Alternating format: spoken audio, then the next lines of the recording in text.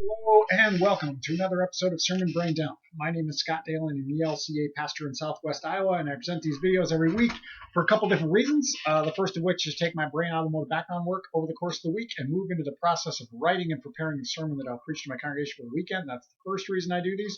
The second is just to allow you, the viewer, who have graciously given up your time to come by and listen to me ramble, for you to gain some different insight into the assigned text for the week. So that is why I do these. Big thanks to any of you out there who are subscribers. It's always great when you come back and watch again. Though, I don't know. I'm going off on a tangent, so let's get out of that. This particular Sunday, October 13th, 2019, the 18th Sunday after Pentecost. Our gospel lesson comes out of Luke chapter 17, verses 11 through 19. Now, this picks up right where we left off last week.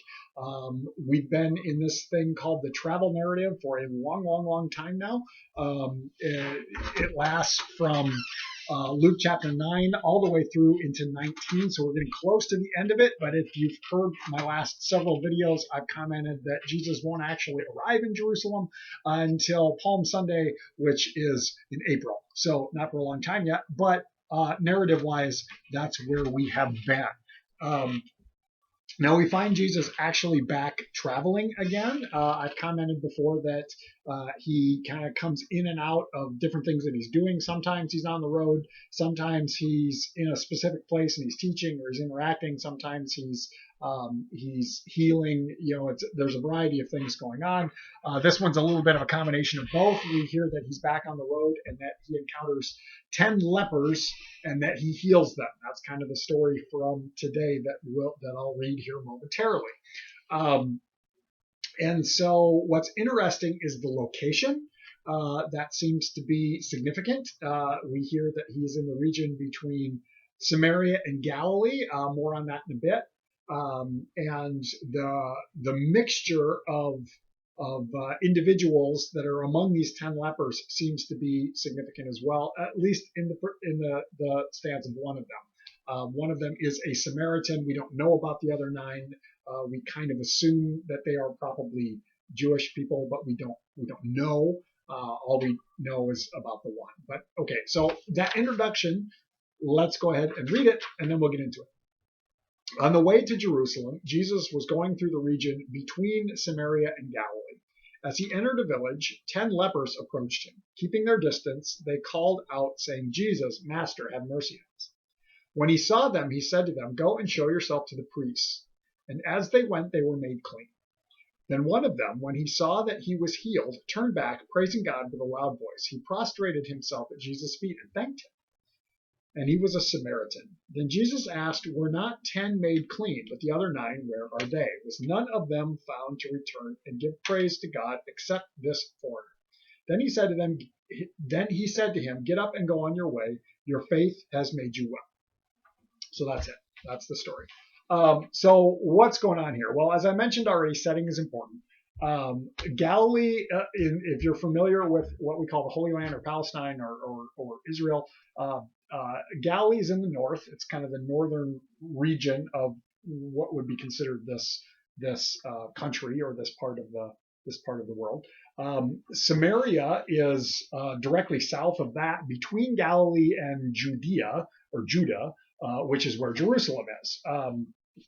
And if you're familiar with the history, that's going back a long ways to approximately the year 1000 BCE. Actually, I don't think it's quite that far back, but it's in that vicinity, time-wise. When the one united kingdom of Israel divided into Judah in the south, Israel in the north. Later on, Israel would be conquered by Assyria. And we have the Assyrian exile and the intermingling with people that were brought in by the Assyrian Empire to kind of populate that area along with the people who had lived there before, resulted in what we call the Samaritans. Now, at different times, Israel itself was also called Samaria. So, there's some ambiguity there. But let's just say that there was tension between these two groups. Jewish people tend to view the Samaritans my understanding anyway, as kind of half breeds and not true worshipers of in the correct way, kind of came back the opposite way too. They had their own worship centers where things would go on, and they were separate cultures, even though they were closely related. So there was issues there. And that's at play here, as Jesus is kind of in this no man's land between them.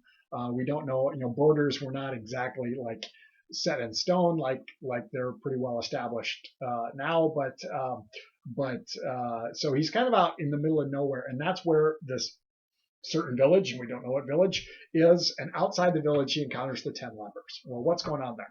So leprosy was extraordinarily concerning. If you had it, if you were diagnosed with it, if that's the right word, you would be basically shunned and kicked out of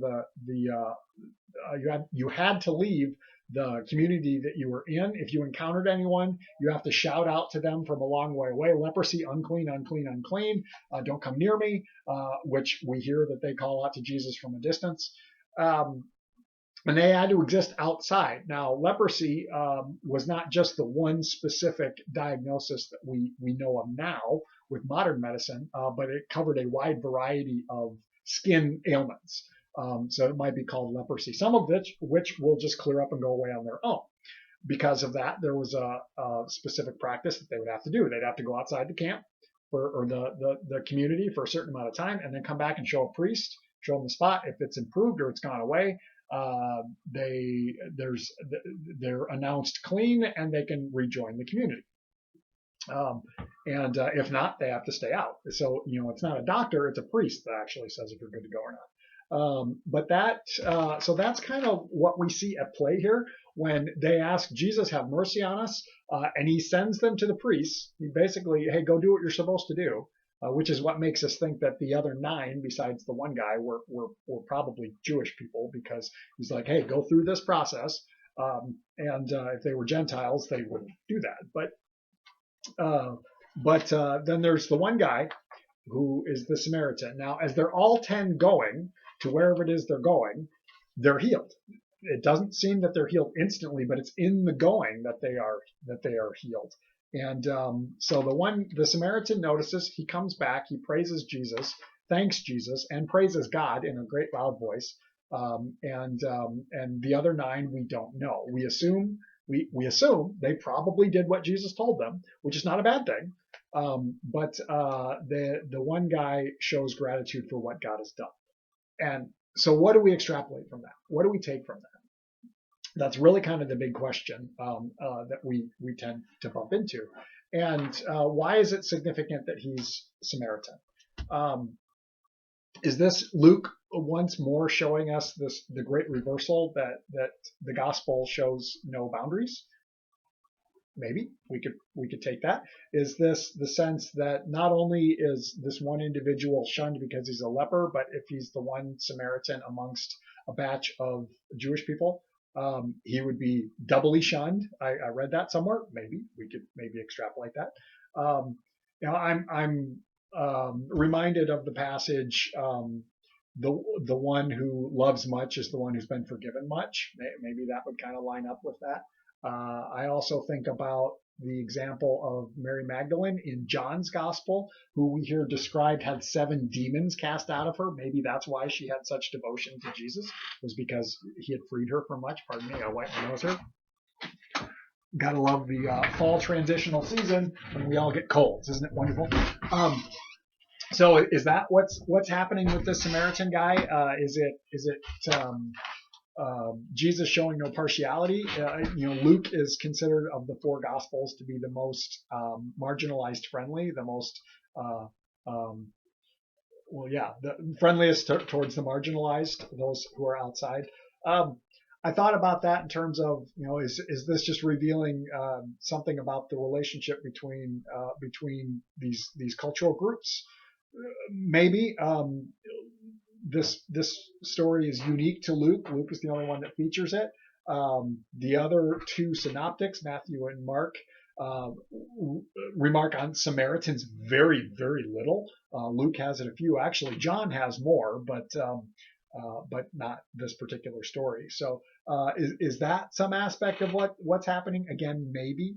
Um, as I think about the idea of gratitude, very quickly this could turn into a moral lesson. It's like make sure that you're thankful for what you have or what's been given to you, and make sure you say thank you. And if that's the only thing we get from it, I think that's maybe a problem. But overall, what is revealed here, and whose perspective do we need to look at this from? I think all too often we probably fall in the trap of the nine, that we're given something and we just maybe think, well, yeah, I'm glad I have that, and understandably so.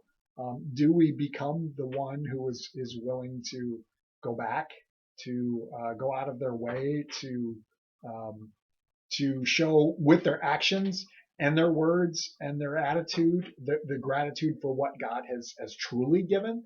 Um, is it about Jesus and what Jesus does or what God does? I'm kind of reminded of the parables of the lost coin and the lost sheep that we had here a few weeks back. That those are really about the one who goes looking as opposed to the one that is lost.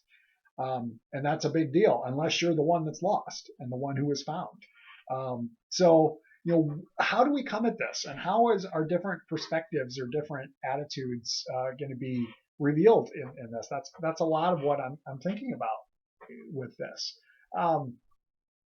One other thing that I find interesting, and again, I don't necessarily have an answer to this, but it's something I'm pondering on, is what do we learn from the 9 to the 1? I'm reading what I've got up on my board here, so that's why I'm looking away. So Jesus says, go show yourself to the priests. It seems that the 9 do, and I wonder why. Do they need someone else to tell them they've been healed? So it's the skin thing. It's very clearly healed. Do they need someone else to say, yeah, you're good? The Samaritan apparently doesn't, though some would argue that, well, maybe he went to the priest first and then he came back after that to find Jesus. Again, we don't know, but it seems that the Samaritan is aware of what has been done for him. He doesn't need someone else to tell him. And that raises the question, do you need someone to tell you what God has done for you? And maybe yes, maybe no. In terms of hearing what God has done for us, aka the gospel, yeah, we do need to hear that. We need it preached to us. That's a very Lutheran understanding. Before faith can take hold, we need to hear the gospel. But to see what God has done in our lives, well, I think we are witnesses to that. It's that whole come and see mentality of this is what I have experienced. Let me share that with you. Maybe we learn that from the Samaritan. But there's a tension there. Admittedly, there's a tension between do we need someone to tell us what God has done, and I can see what God has done. And I don't know. That's maybe something I'm going to play with as well. So as you can see, there's a lot happening in here, and I'm kind of still very scattered. Sometimes by this point, I've got a pretty good idea where I'm going. Sometimes I'm kind of like, we're going to see what comes out. And that's where I'm at today. But if you have thoughts, questions, comments, you want to throw that down in the comment section, we'll continue the conversation that way. Otherwise, if you appreciate these videos and you have stuck around here to the end, thank you. But if you think these videos are a benefit, they are an outreach of the congregation that I serve. And if you would like to support that congregation, that ministry that allows me to do this, I will throw my congregation's website down in the comments. You can follow the links and support us financially. No pressure to do that, but if you so desire, it would be greatly appreciated. Otherwise, I hope you have a blessed week, and we will catch you next time.